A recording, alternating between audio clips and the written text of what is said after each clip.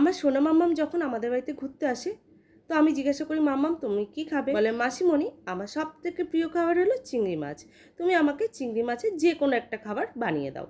আমি বলছি, ঠিক আছে, তুমি যেটা বলবে আমি সেটাই বানিয়ে দেবো। আর সোনা মাম্মাম আমার হাতের রান্না খুব ভালো খায়, তার জন্য সোনা মাম্মামের জন্য আজকে এই রেসিপিটি বানিয়ে দিলাম। প্রথমে চিংড়ি মাছগুলো নুন হলুদ দিয়ে মাখিয়ে সর্ষের তেলে ভালো করে ভেজে নিয়েছি।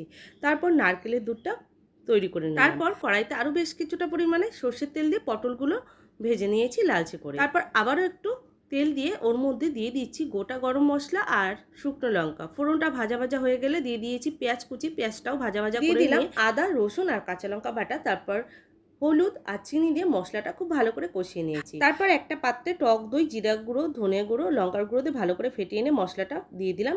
আর মশলাটা দিয়ে পটল আর চিংড়ি দিয়ে ভালো করে কষিয়ে নিয়ে নারকেলের দুধটা দিয়ে আর লবণ দিয়ে নামানোর আগে ঘি গরম মশলা দিয়ে নামিয়ে নিলাম।